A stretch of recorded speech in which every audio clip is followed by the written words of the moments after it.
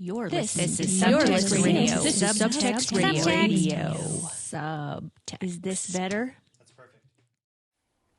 I'm Anna Kostreva, and this is Recast by Design, a show on Subtext Radio that investigates spatial practice through interviews and discussions about solidarity, politics, and sustainability in cities.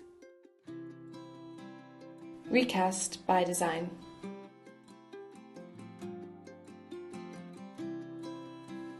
This interview is with Annalie, Seeman, and Marc Torres, two young architects that have passionately developed their firm focusing on historic preservation using natural materials and regional handwork.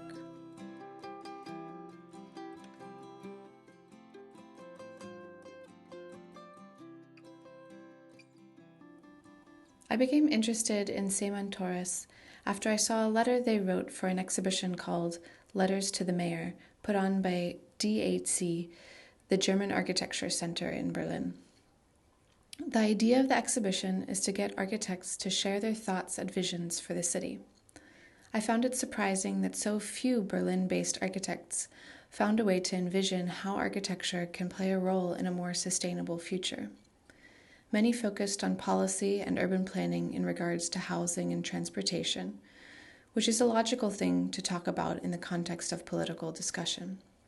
However, Annalie Seeman struck a different note, appealing to individuals to change their lives and expectations to be more sustainable with their choices at home, and by appealing to the government to subsidize these changes through the way we build buildings.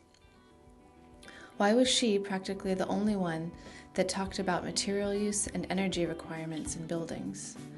Why was she practically the only one that used the platform as an open letter, talking to the public and the officials as equal collaborators in the future? Talking with Annalie and Marc in this interview and seeing some of their work has been equally refreshing and thoughtful.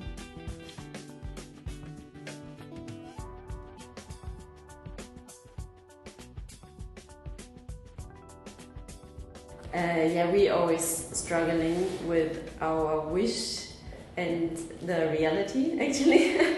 So it's really hard to bring all the values we want to spread in the reality, because it's always hard to find a good balance. And what I find really interesting was refurbishing buildings, because there are less limitations, I would say, than in building new buildings, because there's always, especially if you work with the Denkmalpflege, with the Historic preservation. Yes, they allow different ways to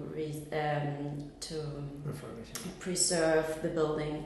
And there's more room for negotiation. Yes, in a way. Especially because you don't need to fulfill all the requirements that you have to fulfill nowadays in Germany and everywhere in Europe. So you get a chance to work with all materials, what we really like, because you can use exactly the same materials that they were using, and nowadays those materials are known as sustainable materials, most of them. Mm-hmm. So that's how we got in touch with this kind of buildings and refurbishment. Mm-hmm. Yeah. So we've done a project, or Marc did the project. This is the project there. It's a project. It's an old house in Altmarienfelde in Berlin, which was done with specialized companies working on historical buildings and using old materials. And for example, we worked a lot with clay.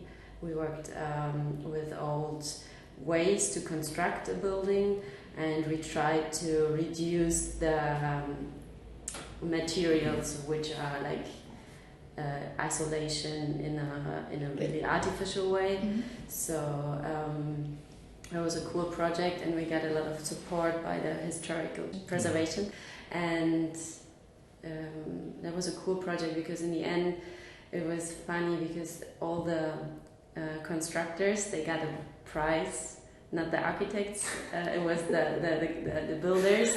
They got a prize for like doing really good job, and it was a cool thing to see.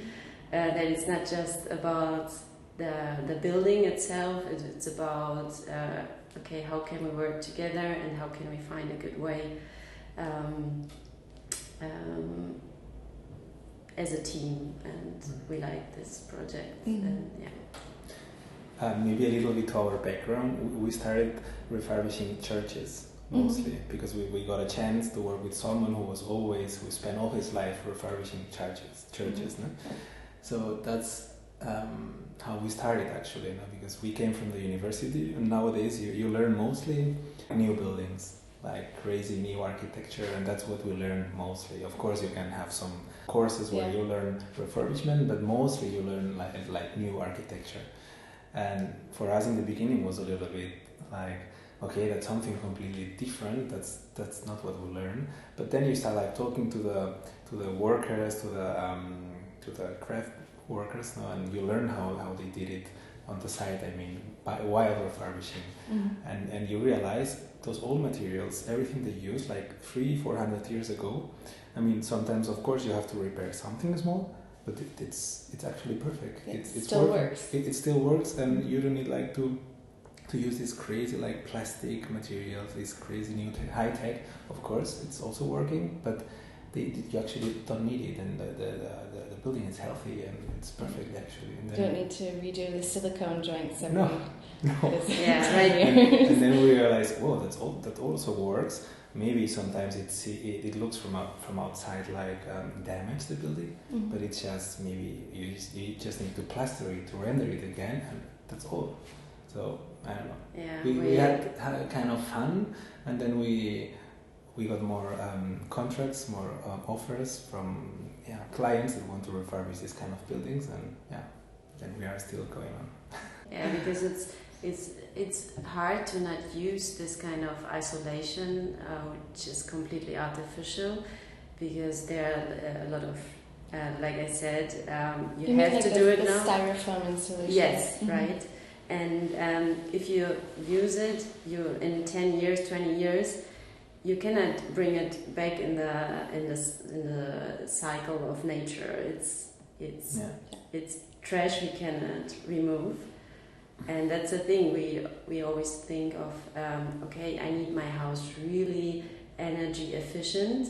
Well, it's much more polluting. Yes, as well. and like if you would use straw bales, for instance, you use a lot of energy from the sun and time, but it doesn't actually use like oil energy that's burnt and pollutes the planet.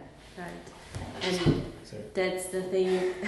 We use, for example, this kind of material to isolate the house. It's straw and with clay together, and that's an old material. We use this 100 years already, and it's working. It's still there, and it's a pity that I think the normal guys they don't know about these old materials. I think.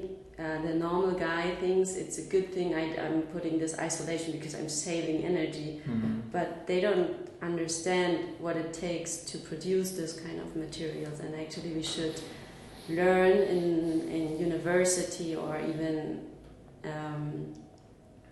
in the school what it takes to produce this kind of materials, and what is actually how can we go one step back and go back to the old things. There are new materials which are really cool, and I don't want to say we should go to the medieval time. That's not a thing, but you can at least think twice what you can use and which kind of materials are really good to work with. And clay has a super cool character because you can always put it with water again and then you do something new with it. So it's really flexible material actually, and it's for your own health it's much better because it's the atmosphere around you is much nicer than a plastic house, where you have to actually add ventilation artificially. And it's kind of paradox. Yeah, but I also think it's very important that the people is getting conscious about these issues, because we try to build with these materials, but in the end of the day, it's the client who says, okay, I trust this, and we can sell it, we can explain it, but we need that the people understand the values of these old materials, because in the end they pay and then they have to live there, no? So, but we have to say, we realize that the clients are changing slowly the way they think. More people say, I think they are getting conscious that these new high-tech materials, they don't have to be especially the best way of building. We realize that every day more clients are saying, okay, yeah, it's true, cement, concrete. It's not the best, it's too much for the building, or too hard, or it doesn't allow, like the walls are like breathing. So they are getting more involved, more into it, and they start using chalk or clay, this kind of material. And it's nowadays it's not coming always from us, the proposed, but from the client sometimes. So I have the feeling that it's changing somehow, because people, I think they realize nowadays we're isolating facades completely new with this kind of 20 centimeters thick foam. And then after 5-10 years you start seeing all the cracks and everything. And I think it's getting like obvious for some persons. And what it's right now, it's kind of expensive to use this kind of materials. It's much cheaper to use the normal isolation right now, but what the government can do is like to support financially those kind of materials. So I guess if the government would support it, then much more clients would actually consider to build like this. So that's also what we wrote in the letter, was to make aware that also public buildings or the government, they can show how to build in a good way. And what we wrote in the letter was also that we are saying, when we build a new castle or a new airport or whatever, as a public building, this should show actually the values and how can you build in a good way for everyone. And that's the way how people can learn what are good materials. But right now it's not happening like this. It's always cheap. It has to be cheap, and but it's not that you think long term. It's always okay. We build for the next 10 years, and then let's see what's next.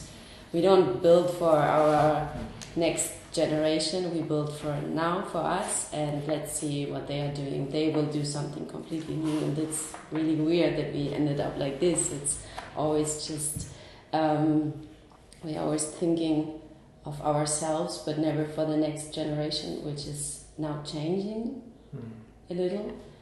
But we should force it more, and yes. I guess in the medieval time, or it was always, I build a house for all my next generation. So I built a house for my family. This is not happening anymore. It's also when a young family builds his own house, they don't build it for the children. They just build it for when they are young, but not that they can move inside this house. So it's always just, we are thinking of 40 years, and then we can remove it, and it's a strange value we have, and that's why we also don't want to spend too much money on the house, because it's not forever. It's just there are a lot of similarities with what's happening every day with the gadgets. No, you buy everything and you just throw it away. It's a disposable culture. So but I really have the feeling that it's something is changing in our generation, slowly, very slowly. But I think people is getting more conscious. At least that's my feeling. But Yeah. But you always have the client that wants to build fast, and cheap. So yeah, it's not always possible. But we have to go for it. I mean, I think you might be lucky to sit at some sort of intersection to also see people that are interested in it, and they're coming to you that now that they know that it's going on. When I open my eyes and look at what's being built on the streets, I know, you know, I don't see much like use of clay or straw and things like this. I also worked on a renovation project in Spain, and I spent a year like really researching this one type of building and how to renovate it with natural materials. And when it comes down to it, it's like you said, it's the client's decision and also the workers that can be found close by and what they're used to. So every time I had a suggestion like, okay, can we use expanded wood insulation here? And I went and did the work to find out where to get it, how it can be delivered, and then the workers say, but we don't know how to install this. So there has to be a conversation like you were talking about with the workers, and it's amazing, this idea that the workers should get the prize, and maybe if more workers would be rewarded for this type of like knowledge and also good work, and like be celebrated as workers. I think we are lacking in society for making a hierarchy between positions of architects and workers to the point where the workers no longer have the pride or curiosity in their work. That's for me as well a really good point, because I realized, or I think, like 100 years ago, the gap between architects and workers was really small. I think the hands of the architects were the workers. The architect went to the site and they spoke the same language. No, I mean we are gonna make this kind of wall, this kind of bricks. They knew how to speak to each other. I think they used the same kind of construction methods. But nowadays it's like the architect got a little bit like on the side, because the industry allow us to make like these crazy structures. So you don't need you're not anymore dependent on the workers, so you have the industry, and the industry allows you with concrete and crazy windows, like you can do whatever you want. So the gap it's getting... And standardization. Yeah, right? yeah. So you don't have to communicate with the hands. Yeah, exactly. And that's for me a big problem, and I think some clients, they don't trust anymore in this kind of refurbishment projects, the architects, because they think, oh, the architect, he's living on a cloud, but down to earth we have the workers and they know much better. So it's like, I don't know, I see a gap between. And as you say, it's difficult for us to find companies and workers that they can restore, renew like an old material or old window. It's really difficult to find this kind of companies because and expensive. And very expensive. Yeah. And the knowledge is getting somehow lost. Yeah. But and actually the workers, they're not used anymore. That, for example, when I'm on the construction field and I'm asking the workers, so how you do it? He's not used to it, that I'm asking, how do you do it? I want to stand next to you and I want to see how you're doing it. But why? He's saying. And I'm like, because I want to know how you are doing it, because I don't know all the old ways to practice, and maybe find a good way to improvise, and I want to work with you together. Detail it according to the way they think. And which happens is they are not used to work really together with the architect. They're used that the architect says, you have to do it like this.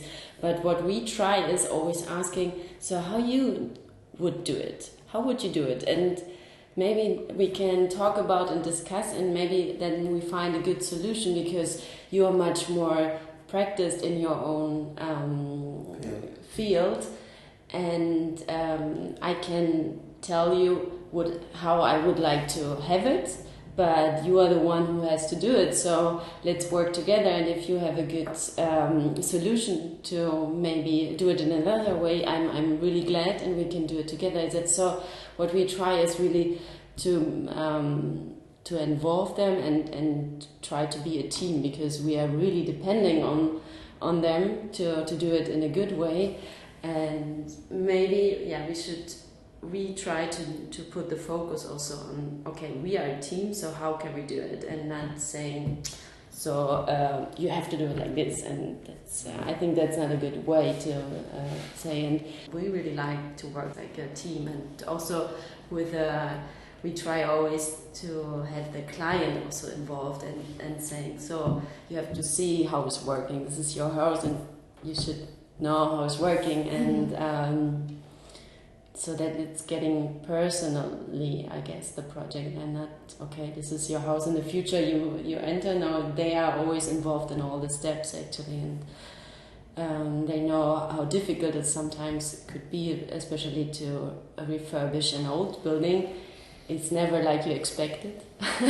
It's always, we are always struggling with the cost, because we open the ceiling and then we see, oh God, everything is broken, so we have to redo it, and we need to find a solution. And that's a good way to also involve the client to see, okay, yeah, this is what you bought.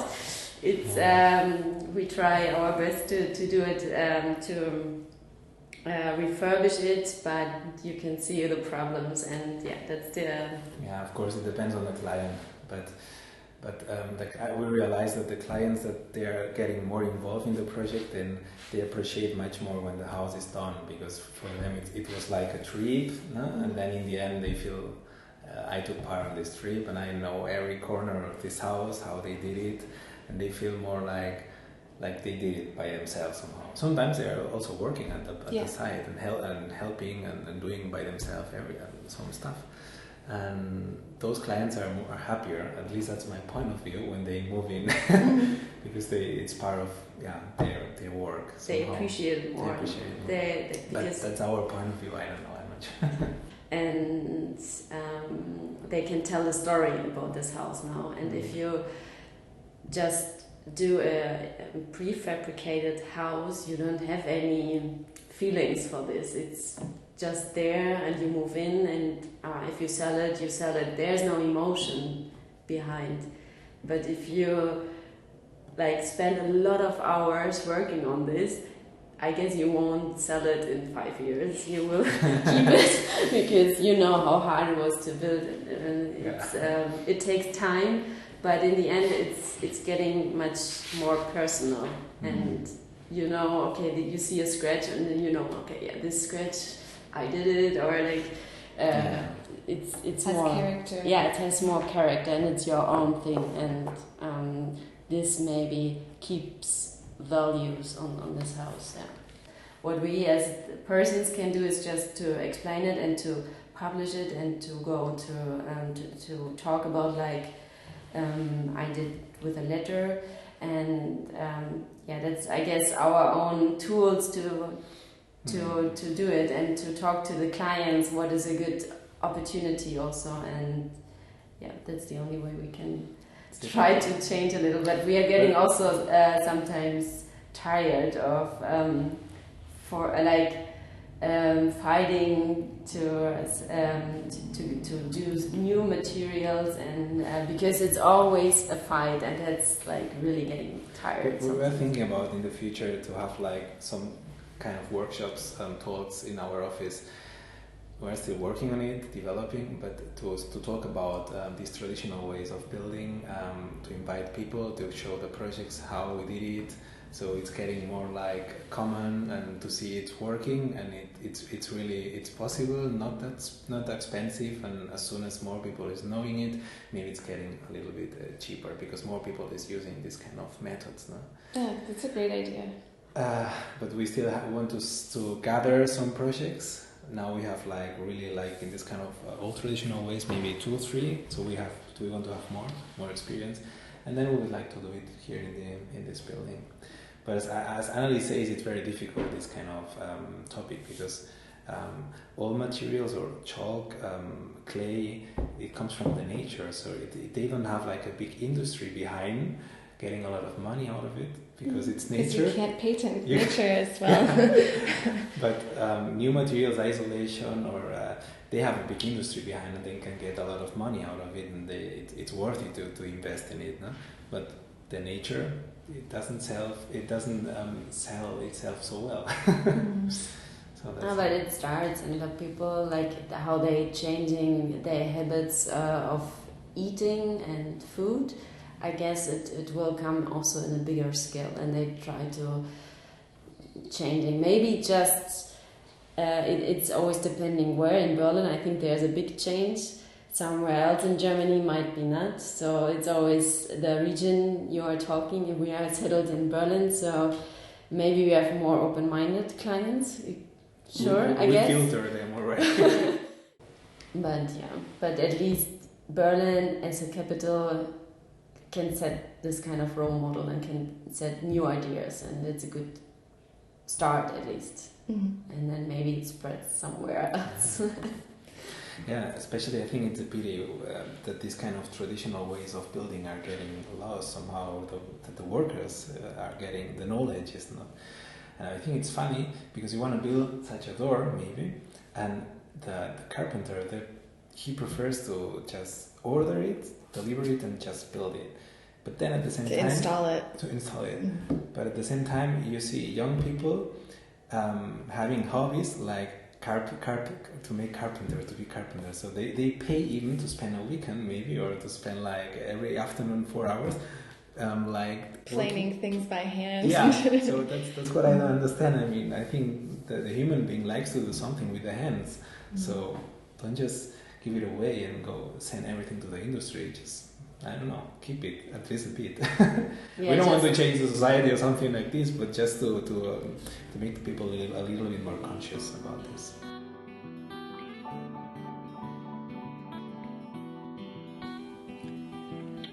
You can find the extended version of this interview on subtextradio.net. This episode's music is from David Seste and Annalie. If you like what you hear, please support us and go to the contribute page on subtextradio.net. Thanks for listening to Recast by Design.